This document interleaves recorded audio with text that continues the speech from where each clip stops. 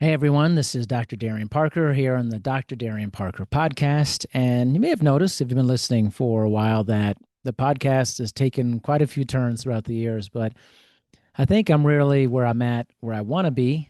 And as we renamed it the Dr. Darian Parker podcast. And one of the biggest things about this is to really provide really credible, reputable, reliable, reproducible and valid information.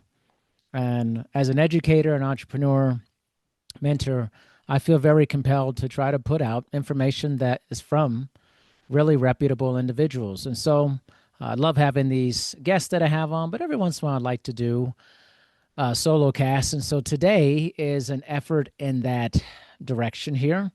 So, what are we going to talk about today? So, we're going to talk about what's the minimal effective dose for increasing strength and hypertrophy. So, why choose this topic? Why is this important? Well, one, I think it's really important primarily because in my field, especially within resistance training, there's always a debate or contemporary issue in how do you get the most gains or how do you increase your strength. But more than that, a subtopic is when you're working with clients and working with people, majority of people are not looking for peak level gains. They're not looking to reach their top of their genetic ceiling or become incredibly fit human beings. And there's a price to pay for that. But there's also this misconception that I have to work out a lot. Like I have to be in the gym hours and hours on end, lifting individual body parts per day and things of that nature. And it's just not true that you have to do that in order to get some gains.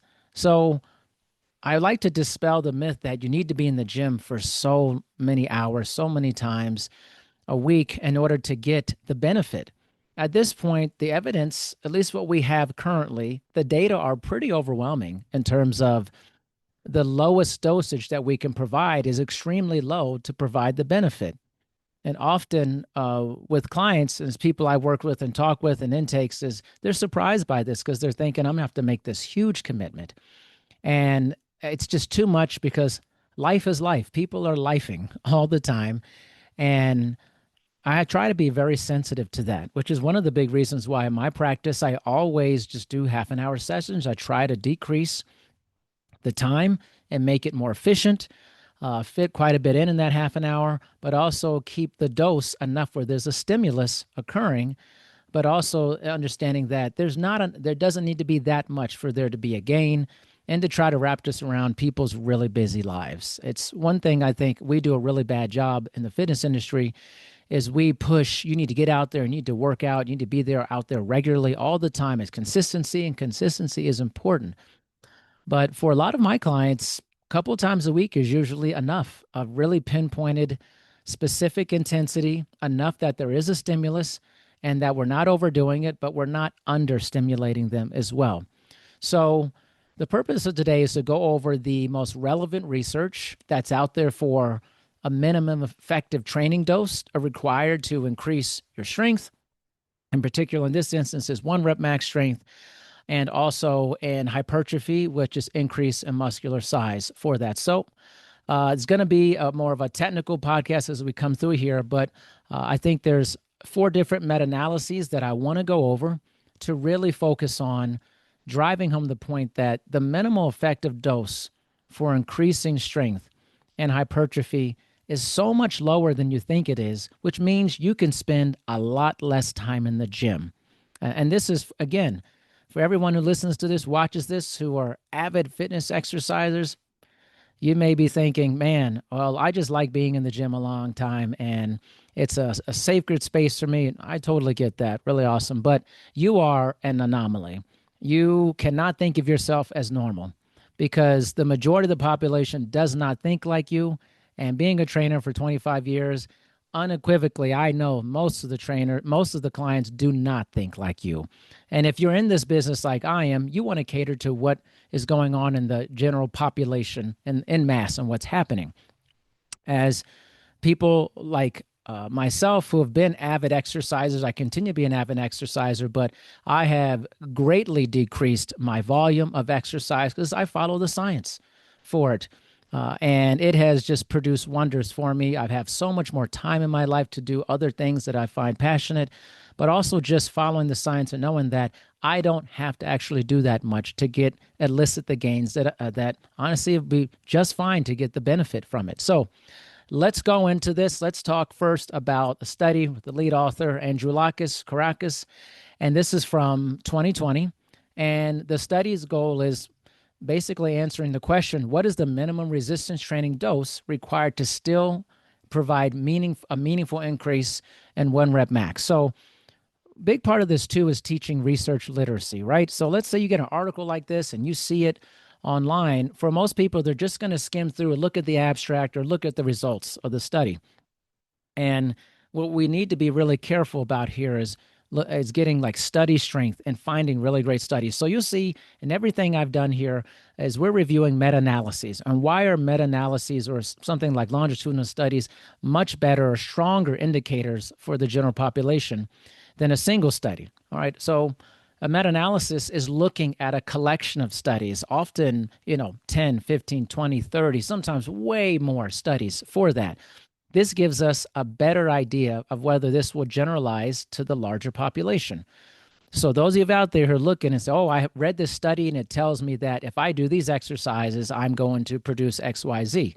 That's one study. You also probably haven't looked at the deeper look at the studies. You haven't broken down what the methodology is, the sample size, the rigor involved in selection of everything here. What do the studies say? What are the gaps in the research? Who funds it? All these different things are a part of it here. So as I go through these, I'm going to take a deeper dive here into that here. So in this study, again, we're looking at a systematic review and a meta-analysis of what is the literally bottom barrel minimum dose required to produce one rep max strength increases. Okay.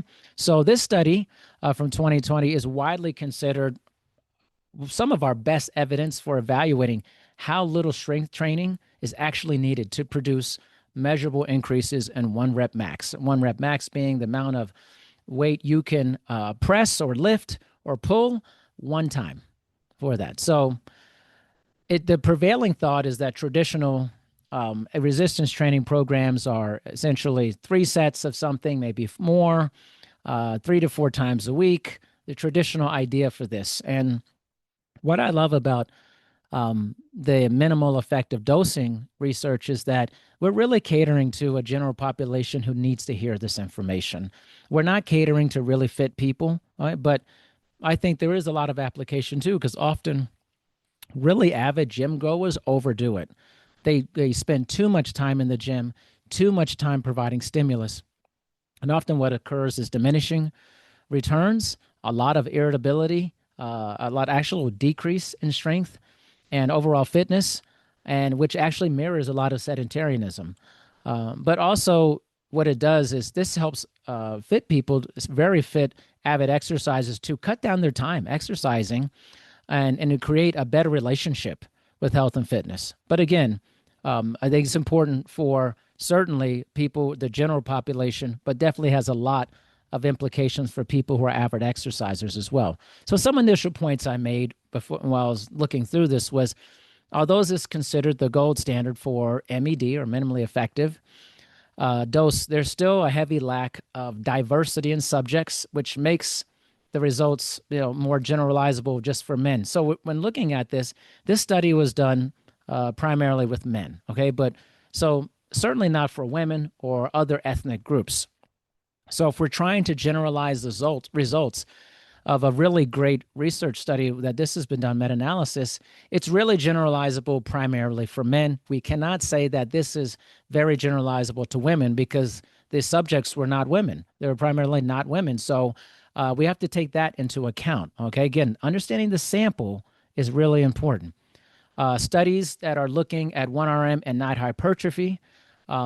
Again, so we're not looking at muscle size here. We're increasing muscle size. We're looking at strength. Okay, the difference is between the amount of force produced to lift or pull a maximal resistance. All right, so how much am I benching? How much am I doing lat pull down, or how much am I doing bicep curl, tricep extension, whatever, any of those types of things. How much force can I produce one time for that versus increase in the size of muscle? So again, we're looking at 1 rep max strength here.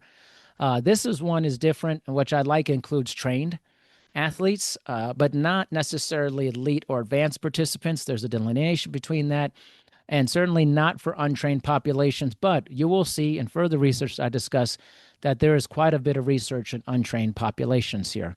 Now, in this study, we'll also see that there were a tremendous amount of studies that were considered. So over 2,000 studies were considered to be part of this systematic review and meta-analysis. Okay, so, but actually only 6 studies were included.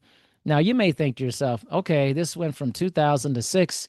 This may indicate like a weak amount of studies or not a great return on that. But I would also say on the other side that this implies a lot of methodological rigor, which also then implies a lot of strength to this. So there was a lot of criteria and parameters set to say, hey, we want to make sure that this is as rigorous as possible, and that this includes the criteria that's going to give us the best possible idea of what's going on here. All right. So in this, the terminology we're looking at here and is basically training volume.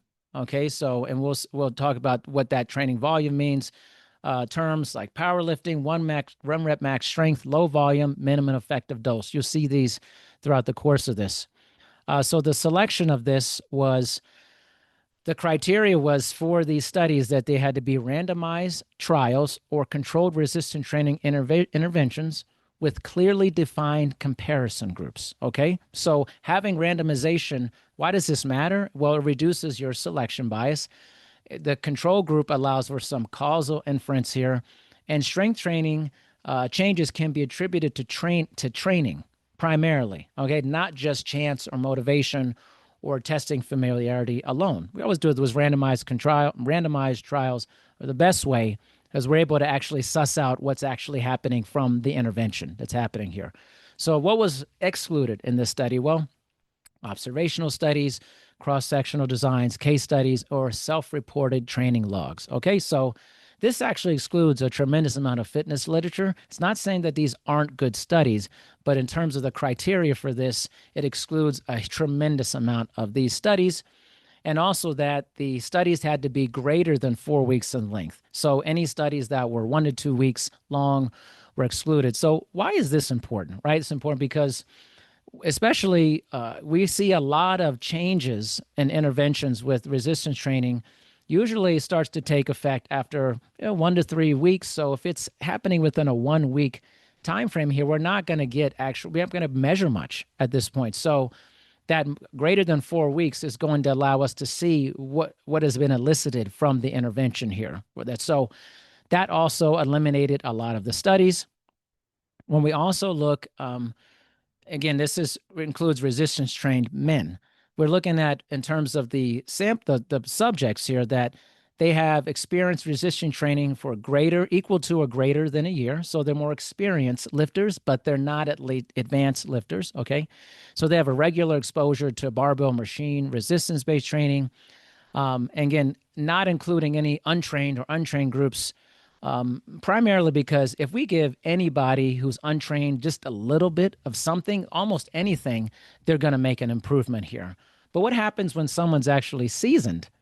And what do they need to do in order to just have the minimal effective dose here? So we're looking at this. So it includes a low dose training group, which were defined as 1 set per exercise per session, to look at how little is enough to elicit strength gains, 1 rep max gains here.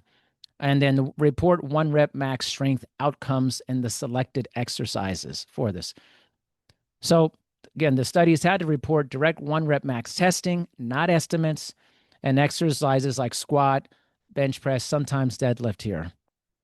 Again, just to reinforce, over 2,000 studies, and in fact, 2,629 studies were screened, and only 6 studies met the inclusion criteria, which I just talked about here. Again, to recap, healthy resistance-trained men, typically greater than 1 year of training experience, trained but not elite. Okay. Again, as another note, this review did not include any women. And the evidence in this is insufficient to conclude if these results are generalizable to female lifters or highly trained elite lifters or also people of different ethnicities for that. Again, so this is an area, a gap in the research, as we would say, that needs to be studied, which would help strengthen the scholarly consensus here. Okay. So when we look at the training intervention, right, because we're doing science here, a study, we provide an intervention here. So the intervention here, the common theme among this was that a single set per exercise per session. We're looking at roughly around 6 to 12 repetitions using a load of 70 to 85% of 1 rep max. This is performed 2 to 3 times per week with, and this is a key, a high intensity of effort, meaning that we're going to volitional failure, which is basically 2 to 3 reps before failure or complete failure or momentarily failure, lasting roughly 8 to 12 weeks. So strengthened the amount of time here, 8 to 12 weeks. So when we're looking at this, the results of this are pretty startling, I think. And we're looking at this in terms of, again, 1 rep max. So a mean increase on average, trained men gained about 27 pounds in 1 rep max within the minimal protocol. And we are looking at about a 95% confidence interval. And the true average gain lies between 18 and 35 pounds. So what are confidence intervals? We're looking at this. Basically, we're saying if we repeated similar studies many times with similar populations, again, if we did a bunch of these studies, we repeated this study with trained men who are about up to a year or more and their experience with resistance training, provided these exercises with this criteria and this population, 95% of those studies would produce an average effect within this range, okay? An average effect within this range. So again, we're saying we look at this for overall 1 rep max strength, about a 27-pound increase in 1 rep max strength over the course of this, all right? So that's pretty significant when we're looking at that. So let's look at the specifics here. So in squat 1 rep max, the mean increase was 38.54 pounds, okay? When we look at this, on average, the squat increased roughly about 39 pounds. So the true effect is likely somewhere between, when we look at this 95% confidence interval, between 19 and 58 pounds for that is what we saw overall. Okay, so when we look at the mean, it's 39. So somewhere between 19 pounds and 58 pounds on squat, we saw an increase in that and 1 rep max strength with a mean increase of 39 pounds. That upper level especially is pretty significant and substantial for trained lifters. And why is this significant? Well, when we have trained populations, it means that they have experienced the very large, quick benefit you get from resistance training. So if you start from nothing and you introduce a stimulus progressively over time, you're going to see a huge increase in strength and endurance very quickly. Now, as you get closer and closer to being in a fitter state, your genetic ceiling, you're going to see smaller and smaller increases. So what does this mean when we're looking at this is that even in trained people who've been training a year or more, if we just provide 1 set of an exercise, right, 6 to 12 repetitions, 70, 85% of load, and training to close to failure, that there's a statistically significant increase in that person's ability to increase their strength. And overall, about 27 pounds when we look at this over the course of all the exercises. What does that say? I mean, technically, you could basically just go to the gym a couple times a week, do 1 set of most exercises, and see gains. This flies in the face of doing multiple sets over and over again, regularly, constantly, to produce significant gains. Now, as you'll see in other research, in terms of hypertrophy, you do need more sets in order to produce muscular size. But if we're just talking about strength, and in this case, 1 rep max strength, 1 set of different resistance training exercises, 1 time with close to failure produces significant gains and 1 rep max strength. So we just showed you with that. So on bench press, when we go, so bench press, and we looked at squats here, right, for that. So what's interesting to understand here is I'm losing my place here. So I just looked at squats, yep, and then bench press. So as we go across this here, we're seeing that this single set is really, really incredible here. And so strength range can occur with far less volume than traditional training programs prescribe. So the idea that you need multiple sets to increase strength and create progress is not the consensus. But again, I think the big key here is intensity matters. There has to be an appropriate level of intensity. Going to momentary failure or volitional failure on a single set is important to create this minimally effective dose effect here. So what's some other points here? I think overall this meta-analysis, while it's considered our gold standard here, I do think that I would love to see this research study done with women as well. We need to see if there's any biological variation here. More than likely, my speculation is that it'll be pretty similar. But I also like to see this with different ethnicities as well to just get a more well-rounded idea, because we can take the results of this and we could more than likely do a better idea of generalizing this to trained men. But we cannot generalize this to women. Women were not included. We cannot generalize this to different ethnic-based populations because, one, ethnicity reporting seems to be, at least in my research of this, almost never done. And it's essentially the ethnicity of the people who are in the region that they're in here. And so this is overwhelmingly based off of that. So what we can see, I think, with this in a meta-analysis is that for trained men, healthy trained men, and generally the ages of these men are between 18 to 35. So healthy trained men between 18 to 35, generally speaking, can perform one set of upper or lower body exercises and do this 2 to 3 times a week and up to momentary failure or volitional failure and produce significant gains in 1 rep max. What does this mean for the general population, especially for this particular population, is that you can have very low volume. And this is bottom of the barrel. Imagine going to the gym and you were doing a dumbbell chest press, right? Or you were doing machine chest press. One set, going to essentially failure, you're good. Move on to the next exercise. Go on to squats, leg press. Move on to shoulder press. One set, done, you will experience significant increase in your 1 rep max strength. That has tremendous implications, generally speaking, because we've spent so much time telling people they need to get in the gym regularly and build this really big habit.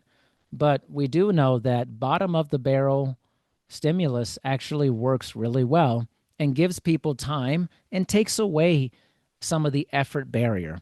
That's one of the biggest issues with exercise participation, is overcoming the effort barrier.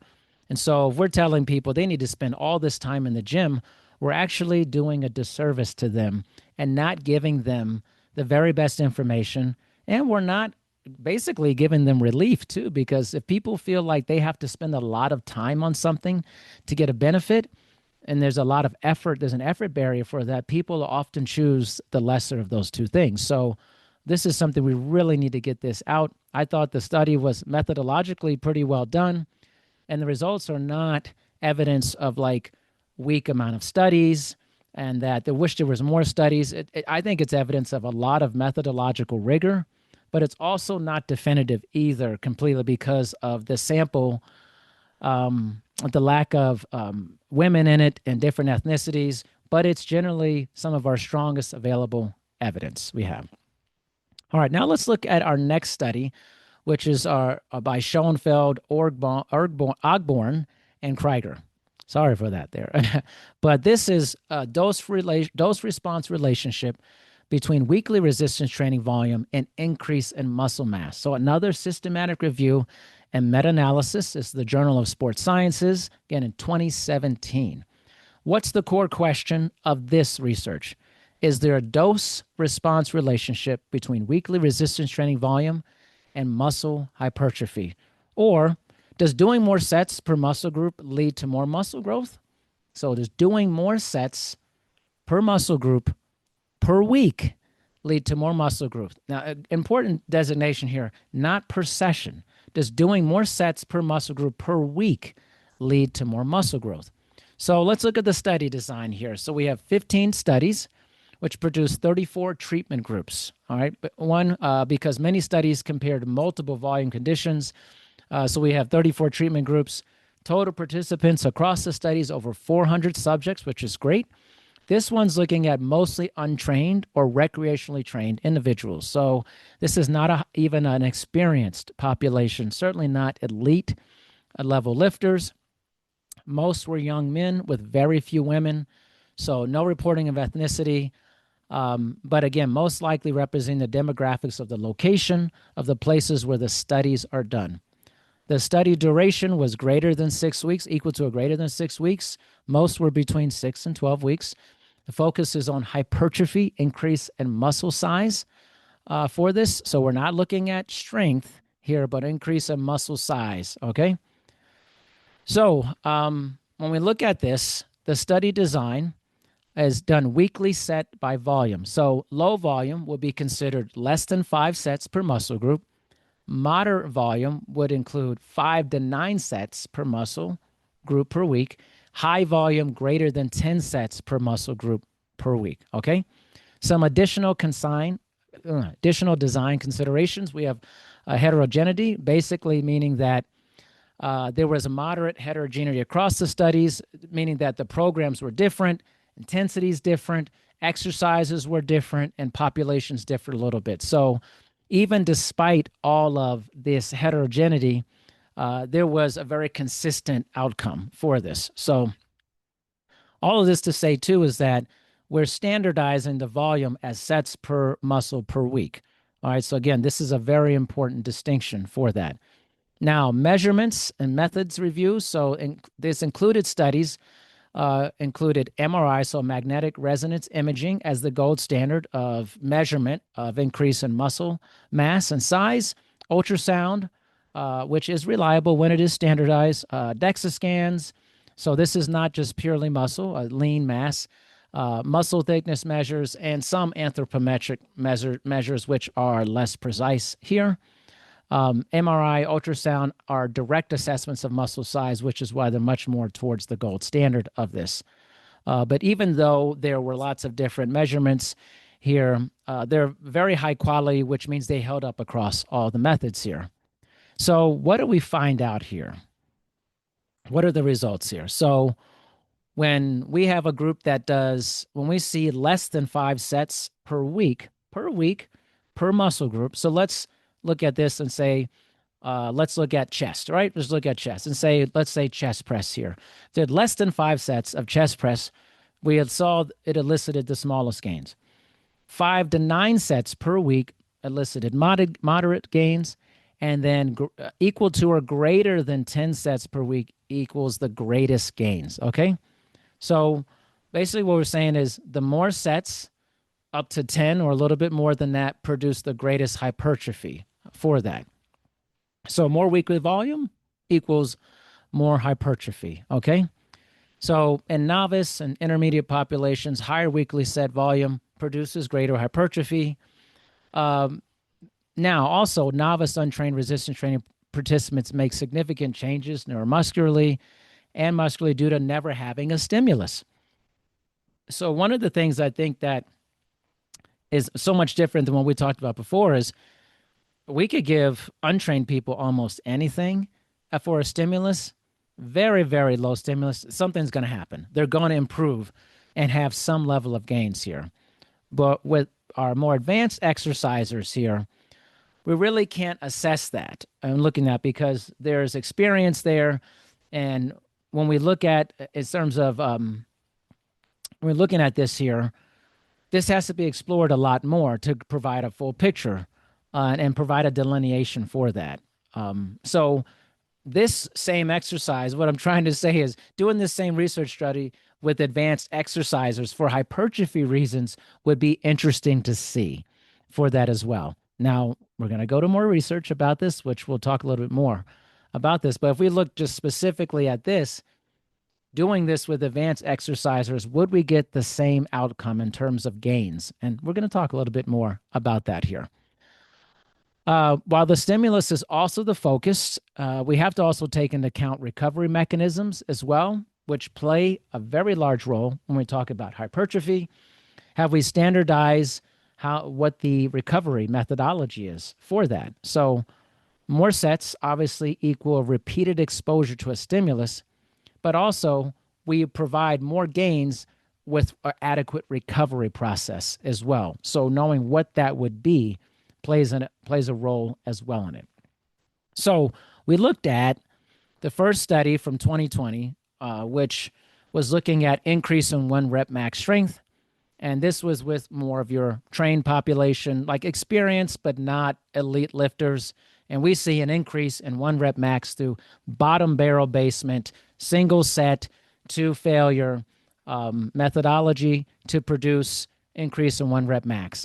This one here with Schoenfeld, we see that when we use untrained populations, again, who could do almost anything, and you'll produce a gain.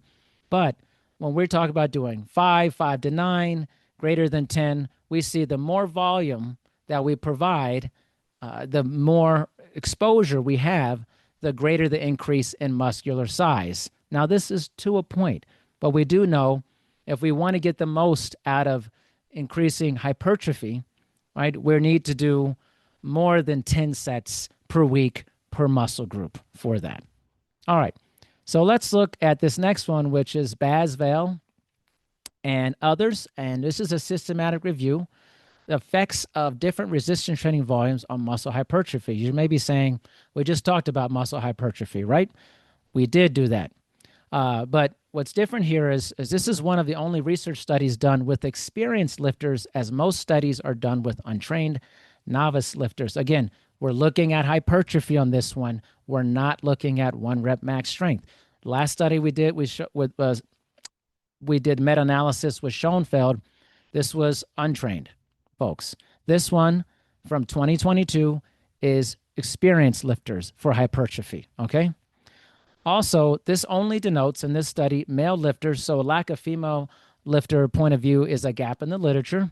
I've noticed with all of this research that I've gone through is that it's mostly male dominated. It's either a very tiny percentage of women, maybe 20% of women are selected for this, or it's just purely male population, and mostly in the 18 to 35 range, so younger people.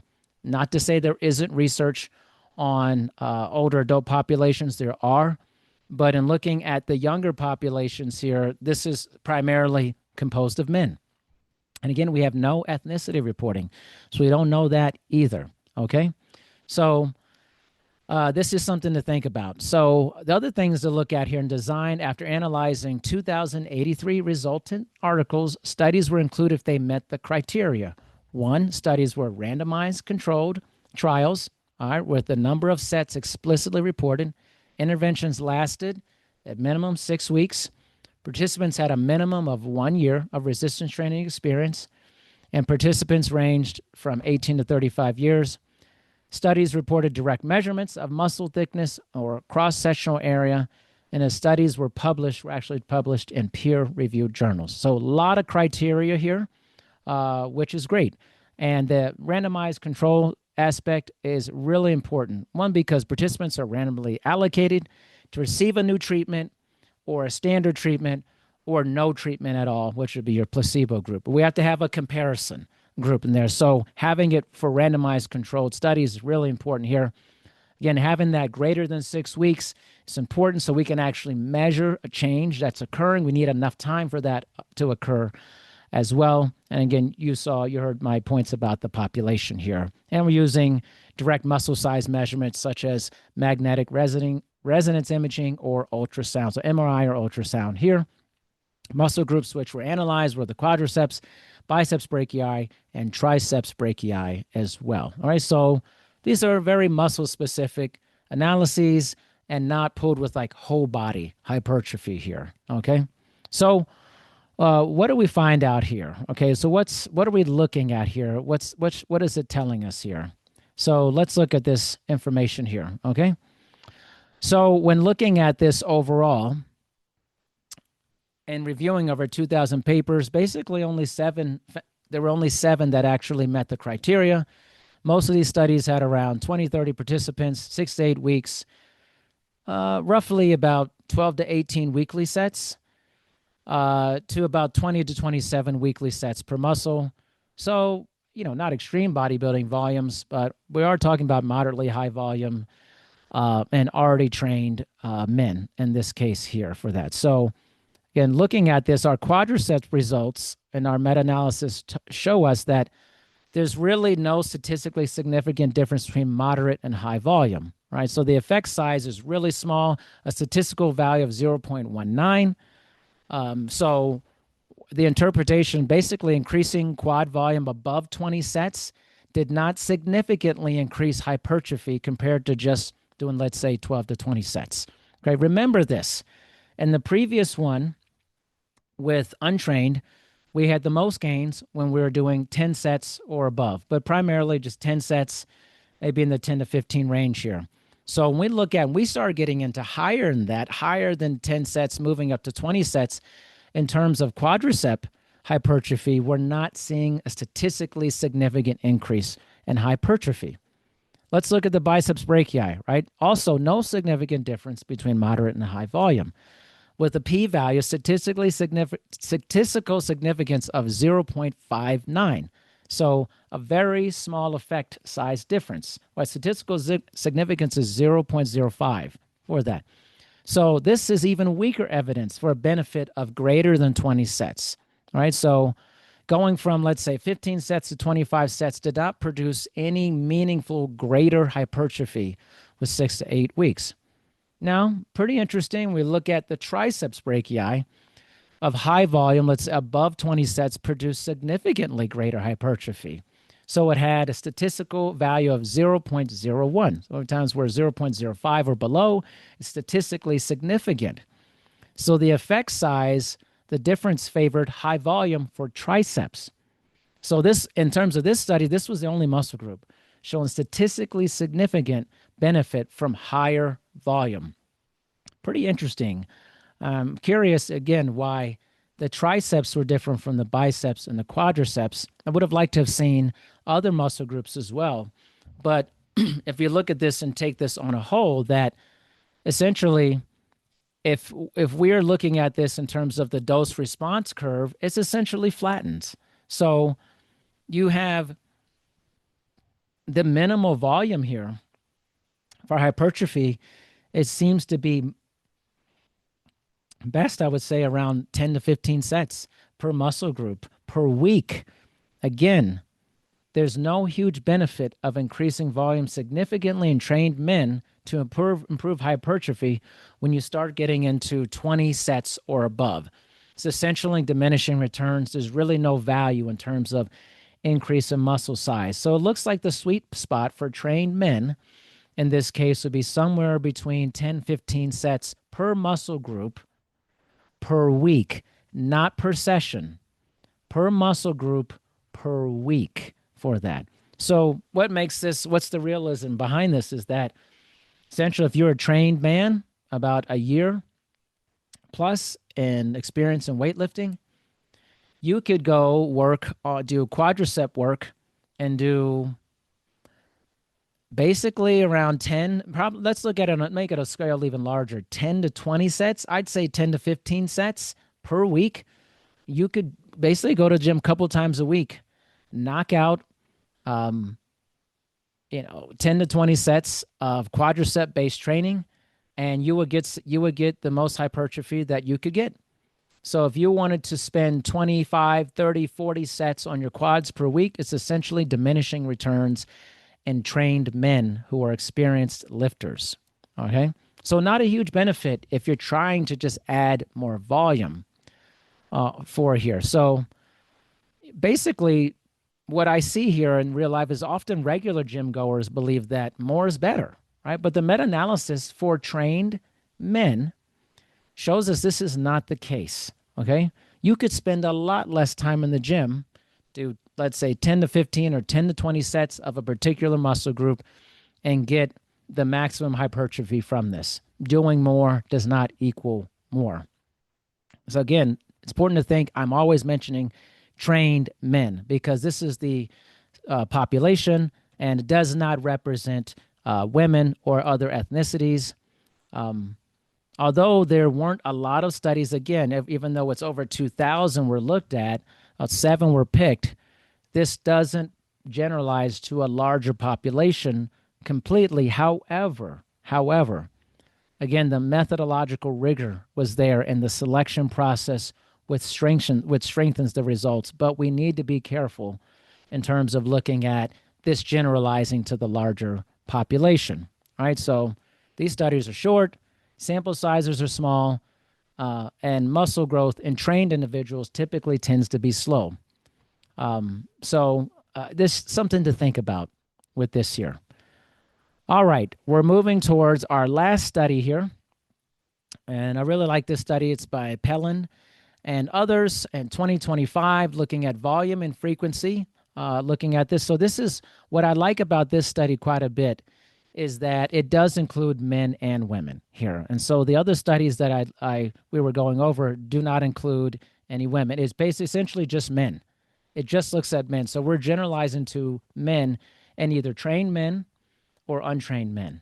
And this one, the title, The Resistance Training Dose Response, Meta-Regressions Exploring the Effects of Weekly Volume and Frequency on Hypertrophy and Strength Gains. So I really like this study. It's very recent from 2025.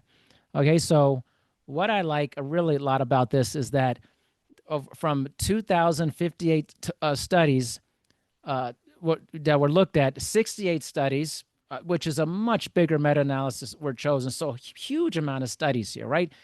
In this, the average in terms of gender makeup was 79% male, 21% female. Pretty good, right? We're getting a better mixed population here. The mean age was around 25 years old. So again, we're looking at much younger people. And the training status is untrained to moderately trained and actually including some advanced lifters. So we're getting a much better generalizability to the population because we have better sample sizing. We have more studies. We have a better cross-section of subjects, and we have a better cross-section of status, trained level status, untrained, moderately trained, some advanced lifters for this, okay? So the objective is to examine dose-response relationships between weekly set volume, training frequency, and outcomes in both increase in muscle size, hypertrophy, and muscular strength. All right, so this addresses gaps in prior research regarding frequency volume in more diverse populations. We also see, again, much larger number of studies, which is going to strengthen it and have better generalization to the larger population for it. Again, and also just to recap, a good mixture of training status on this. So both untrained, trained, and some advanced training. So what's the design of these studies, of looking at these 67 studies, right? So the exercise selection is a mix of single joint, multi-joint movements. Single joint movements would be like bicep curl, which is flexion, extension at the elbow. Multi-joint, we're looking at something, let's say quadriceps, we're looking at squats, or let's say chest press, multi-joints based movements here. Muscles groups and studied, and when we're looking at these meta-analyses of all these studies is, for example, quads and upper body example, biceps, triceps, compound lifts. Most protocols used a range of moderate to heavy loads.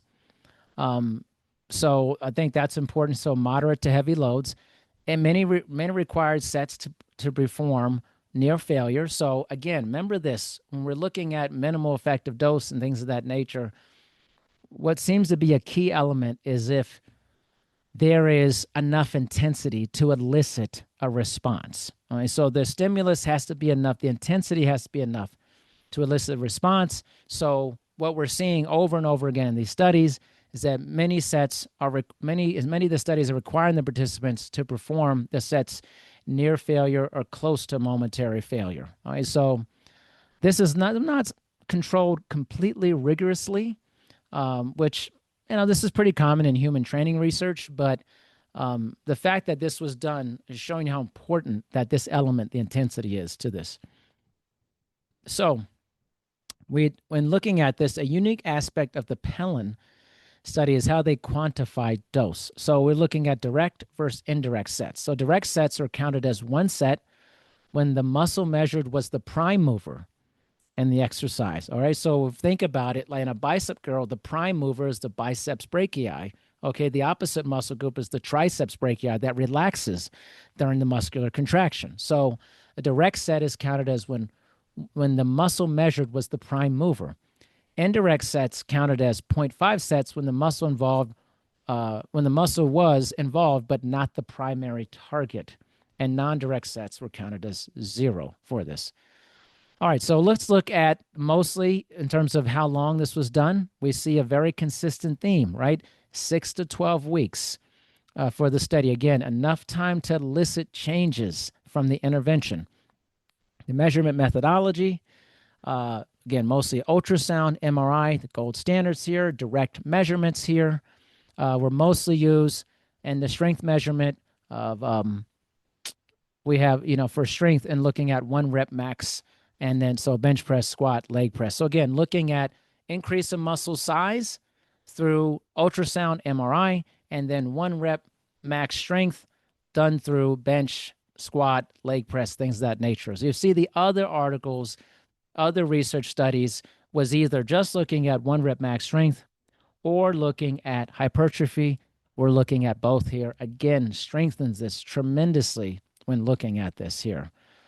So what are the key findings that we have here for that? Well, one thing we're looking at here is the volume effects, right? It's a positive dose response. So more weekly sets equaled more hypertrophy. There was diminishing returns, though, to a certain point. So early gains were essentially, when what showed the largest relative hypertrophy was anywhere between the first 10 to 15 sets per week per muscle group, which substantiates our previous study, right, that we looked at, Baz Valley, where anything above 20 was a diminishing returns, right? And while there may be some level of increase, it was so small as not statistically significant here. So again, the volume effect seems to be very consistent, that those first 10 to 15 sets per week per muscle group shows the biggest benefit. And this is untrained, trained, and some elite level people. So we look across all the training status of different people, we're seeing a very similar effect. Obviously, we know that untrained people, they make big jumps pretty quickly. But as a person becomes more trained and more consistent with what they're doing, often people are looking for, how do I get more and more out of this? Usually the answer is to have more volume. But the research is telling us that increasing that volume beyond that 20 set per week, per 20 sets per week per muscle, pretty much does nothing for that. So there's a small to moderate effect sizes at high volume, but the largest changes are seen at just moderate volume.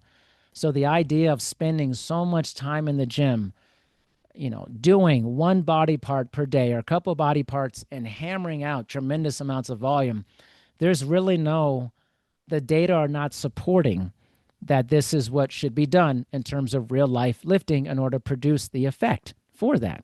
So it basically also presents this idea of a plateau zone for trained and moderately trained lifters, that at some point, if you continue to increase your volume per week, per muscle group above 20, that essentially you're wasting your time in terms of increasing strength and hypertrophy. And you could be doing other stuff. You could get more time back. One thing I love about my practice is I feel like it gives people so much more time back in their lives, and they don't have to spend all this time in the gym. That's a huge point of this, all right? So let's look at the frequency effects. So frequency alone had minimal impact once total volume was accounted for. So if you spread the volume over more sessions per week, did not strongly increase with hypertrophy. So if you said, hey, I'm going to go 4 or 5 times and do just a couple sets here, didn't really matter for that. Technically, you could just go to the gym and maybe once or twice a week, maybe twice a week, knock out a total of 15 sets per muscle group. So think about it this way. Potentially, if you wanted to just use that 10 to 15, and let's say I just wanted to do 10 to get the effect, you could essentially go to the gym twice and do, let's say, chest press, 5 sets of chest press to close to failure, twice a week, done. That's it. That sounds like a much better plan for most people who are living very busy lives than spending all your time in the gym trying to get gigantic and doing set after set after set after set after set. Okay, so frequency just had minimal impact when accounting for like volume. So I found that completely really interesting as we look at those volume effects. The strength effects, positive effects on strength gains. Again, diminishing returns were more pronounced than hypertrophy. So very high weekly volume, sometimes plateaued strength increases, right? So moderate volume, often sufficient to produce most of the measurable strength adaptation from the intervention here, all right? And strength results, slight benefit in spreading sessions for strength, but this is more probably to recovery management and optimizing your performance. When we look at sex differences, was there any? Because there was female, 20% females, 21% to be exact. There was really no explicit subgroup analysis by sex reported. Based off of previous evidence, it's probably more likely that you'll probably experience very similar results between sexes. And the difference would be absolute gains will probably be larger in men due to baseline muscle mass considerations for that as well. So there we go. There are several studies we've just gone over to look at what is the minimal effective dose necessary to produce significant gains. So let's summarize this. So we look at it here. When accounting for, again, trained men, primarily, this is what we have currently here. And there's lots of gaps in this. We need to start studying a more mixed population here. But if we look at this through the meta-analysis, we know the data are telling us currently that 10 to 15 sets per week, per muscle group, is the sweet spot for measurable increase in 1 rep max strength and hypertrophy. Going above 20 sets or more per week per muscle group generally produces a flattened curve or diminishing returns, no statistically significant increase in hypertrophy or 1 rep max for that.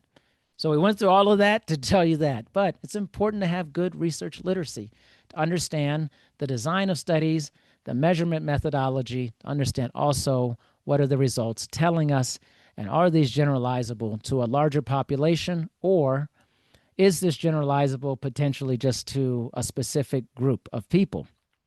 And according to this, looking at it, it's mostly generalizable to trained men and untrained men. Very small percentage of women, no ethnicity reporting. So lots of gaps in terms of the subjects used. I would love to see more of that. But again, choose meta-analyses whenever possible because they're going to strengthen the research. Also longitudinal studies as well. But yeah, that's what we got. What's the minimal effective dose? I just gave it to you, at least for that population. Hope you enjoyed this podcast episode, and I'll be back with more interviews with experts in bodily systems and more topics related to things such as this. All right, thanks, everyone.